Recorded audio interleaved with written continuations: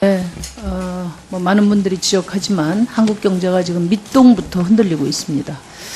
그동안 우리 경제를 지탱해 왔던 조선, 해운, 철강 이런 주력 산업들이 지금 송두리째 부실에 빠져 있고 대한민국의 빅2로 이야기되는 삼성전자 또 현대자동차가 품질과 신뢰의 위기에 지금 빠져 있습니다. 모두 위기라고 하는데 도대체 정부는 무엇을 해야 될지, 왜 이 지경으로 왔는지 정말 모르는 것 같습니다. 산업을 모르는 금융당국이 산업구조조정에 총대를 맸습니다. 그러다 보니까 구조조정 골든타임 놓치고 부실 키웠습니다. 또 현장을 모르는 낙하산 인사가 어떻게 현장의 문제를 해결하겠습니까?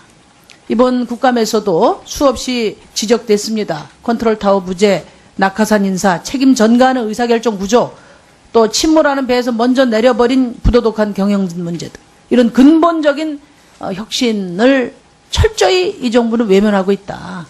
이 정부가 경제라는 이름으로, 경제정책이라는 이름으로 한 거는 세 가지입니다. 하나는 뭐냐? 빚내서 집 사라. 두 번째는 부실 대기업에 국민 혈세 쏟아붓는 거. 세 번째는 한국은행 이자율 낮추라고 압박하는 거. 제가 보기에 이 세 가지밖에 없어요. 최근에도 경제가 필요하고 산적한 현안이 있는데 경제 컨트롤 타워는 보이지 않고 지금 한국은행 이자율 낮추라고 압박하고 있어요. 미국의 금리 인상, 천문학적인 가계부채, 그리고 실업대란이 현실화되고 있는 상황에서 춥다고 지뢰밭에서 불 피우자. 저는 그런 얘기로 들립니다. 그런 상황에서 지금 대통령을 비롯한 정부는 오로지 지금 최순실이라는 측근비리 덮기 위해서 지금 올인하고 있단 말이에요. 이 정도 되면은 박근혜 정부가 문제를 해결할 정부가 아니고 문제의 원인이 되고 있는 상황이다. 저는 그렇게 생각합니다. 지금 다들 컨트롤타워 이야기하지만은 저는 지금까지 경제를 운영해 왔던 아주 수량적이고 기능적인 이런 경제팀 가지고 안 된다 이렇게 생각해요. 보다 근본적으로 재벌 대기업 주도 경제, 또 돈 쏟아붓는 금융주도 경제, 이것에 대한 경제 패러다임의 대전환이 필요하다 이렇게 생각을 합니다. 그런 점을 좀 지적을 하고요. 우리가 문제가 어렵다고 해서 또 엉뚱한 방향으로 대책을 급조해서 자꾸만 경제를 더 어렵게 만드는 이런 일은 없어야 되겠다 이런 말씀 드리고, 지금 미친 전셋값, 미친 집값 때문에 지금 난립니다. 제가 있는 지역구가 고양시인데, 고양시에는 무슨 갭투자라는 신종투기법이 동원이 돼가지고 20, 30평대 서민주택 지금 다 잡아먹고 있어요. 그래서 제가 뭐 맨날 가계부채 중요하다고 이야기하지만 대책이 나오는 게 없는데 몇 가지 말씀드리겠습니다. 지금 첫째, 집단대출 중도금 DTI 적용. 기재위에서 유일호 장관은 적용 가능성을 언급했는데 어떻게 됩니까? 간단하게 말씀해 주세요.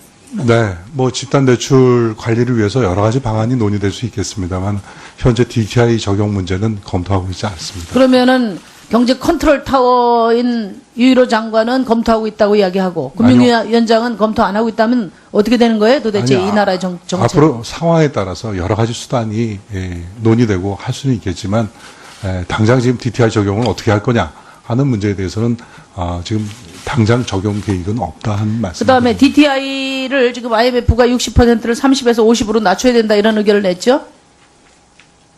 예, 그동안 의원님이 여러 차례 말씀드렸습니다만은 DTI를 올렸다 내렸다 하는 이런 정책으로서 가계부채 문제를 대응하는 것은 바람직하지 않다고 저희는 생각합니다. DTI LTV를 움직이기보다는 질적인 개선을 이해하고 또 취약 부분 집단대출, 그거는 이제 제2금융권의 대출 이에 대한 대책을 강구해 구체적인 의지 없음을 말하시는 것에 다름 아닙니다. 아닙니다. DTI 평균 35%라고 별 문제 없다. 그게 바로 그 수량의 숫자의 함정이죠. 항상 문제는 하방 10%에서 터지는 거 아닙니까? 네, 그렇습니다. 구체적인 그 실태를 보셨어요? 실상을? 저희 맨날 평균만 가지고 이야기하고 그 수량주의 가지고 총량적 지표 가지고 국민의 삶을 책임질 수 있는 게 아닙니다. 네. 위원장님 제가 오전에 7분 말씀드렸는데 5분만 찍어놨는데. 처음 듣는 소리인데. 네. 그래서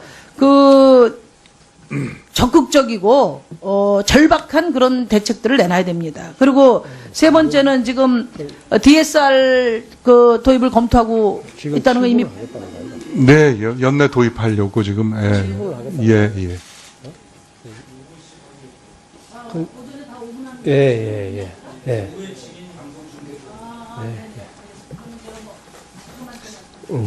올해 안에 적용이 됩니까? 그다음에 제가 한 가지만 더 말씀드리고 싶은데 이 가계부채 통계를 제가 보니까 한국은행하고 금융당국하고 270조가 차이가 나요.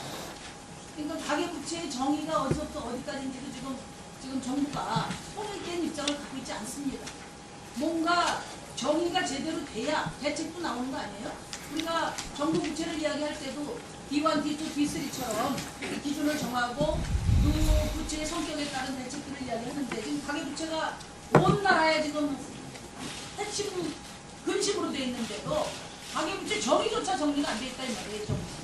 그 부분 빨리 좀 정리가 될 필요가 자, 심상정 의원님, 지금 예. 말씀하신 내용 굉장히 중요한 내용인데 방송에 전혀 나가지가 않고 있거든요. 마이크가 꺼져서 예. 오후에 계속해서 좀 그 부분 좀 제가 하시죠. 보완해서 말씀드리면 대표님께서 그 가계부채의 통계에 관한 정합성에 대해서 말씀을 해주셨습니다. 이 기본적으로 저희가 기준을 삼고 있는 것은 한국은행의 가계부채 통계입니다. 근데 그게 속보성이 좀 떨어지기 때문에 금감원에서 그때그때 파악하고 있는 금감원 통계 자료를 활용해서 참고하고 있고요. 양자 간에 어떤 차이가 있느냐 하는 문제는 다소 간의 차이가 있습니다만 그 기본적인 흐름은 같이 하고 있다라는 말씀드립니다. 예. 자, 심상정 의원님 수고하셨습니다. 다음은 새누리당이 존경하는 김용태 의원님 질의해 주시기 바랍니다. 예, 김용태입니다. 오늘 아침 조간신문을 보고 저도 마음이 너무 무거웠습니다. 대한민국 경제에서 기업은 없고 아파트만 남은 것 같다라고 하는 보도를 보고 정말 참으로 큰 걱정이 앞섭니다. 특히 국민들한테 질타도 받았지만 대한민국의 간판 기업이었던 삼성전자와 현대자동차가 흔들리면서 이 대한민국 경제에 대한 대외 신인이 떨어지지 않을까 정말 걱정입니다. 이 아파트 문제는 결국 또 어쩔 수 없이 그 가계 소위 이제 대출하고 가장 또 연결될 수밖에 없는데요. 가계부채. 저는 그래서 지금 우리 정부는 뭐 기업들이 해나가는 거에 대해서는 우리가 지금 할 수 있는 그 상황은 아니기 때문에 이 가계부채 문제에 대해서 총력을 이제 정책적 노력을 기울여야 할 텐데요. 저는 지금 현재 이 너무 과열되고 있는 양상을 지금 이제 부동산 시장이 보이기 때문에 우리가 작년에 사용했던 정책 수단에 대해서 다시 한번 그 사용할 필요가 있지 않을까 검토를 할 때가 다시 또 되지 않았나 싶습니다. 바로 안심전환대출입니다. 안심전환대출은 사실 가계부채에 막 불이 붙었을 때 그 끄는 효과가 상당했을 뿐만 아니라 가계부채를 소위 구조조정해주는 효과도 이제 냈던 것 같습니다. 우리 지금 그 금융위원회에서는 작년에 우리 사용했던 안심전환대출에 대한 효과에 대해서는 자체적으로는 의미 있었는 정책이었다라고 평가하고 있죠. 네, 그렇습니다. 그렇다면은 이 가계부채가 저는 가계부채 문제뿐만이 아니라 지금 과열된 부동산 시장을 진정시키는데 이 안심전환 대출을 확대하는 아니면 다시금은 이제 시도하는 이런 것에 대해서 검토해 볼 수 있지 않을까 싶은데 장관으로서는 어떤 판단을 갖고 계십니까? 예, 안심전환 대출로 질적인 구조를 기하는 것은 저희한테 필요한 일이라고 예. 생각합니다. 그런데 이를 위해서는 주금공의 자본력이 확충이 돼야 합니다. 그래서 이를 앞으로 의원님들께서 주금공의 자본력의 확충의 문제 이것을 한번 좀 검토해 주시고 추진해 주셨으면 좋겠다라고 오히려 부탁을 드리겠습니다. 알겠습니다. 저는 이 정책은 정말 우리가 이제 여야를 떠나서 이 가계 부채가 심각하다고 생각을 하고 부동산 문제가 심각하다고 한다면 결국은 주금공의 이 자본력을 확충하기 위한 예산 문제를 논의해야 될 것 같습니다. 저는 우리 국감이 끝난 연후에 여야 의원들과 이 문제에 대해서 심도 깊은 논의가 이루어지는 자리를 만들어야 한다고 생각을 하고요. 다음에 우리 이번에 그 그렇죠. 정확한 명칭이 이제 이진 사건인데, 이진 사건에서 드러난 것의 가장 핵심이 불법 장애 거래, 이 문제를 이제 우리가 어떻게 할지에 대해서 논의를 해야 할 텐데, 지금 우리 장애 거래 관련해서는 KOTC 시장이 개설되어 있죠? 금융투자협회에. 네. 예. 이거에 대해서 활성화를 우리 이제 금융위원회가 본격적으로 더욱더 드라이브를 고려할 것 같습니다.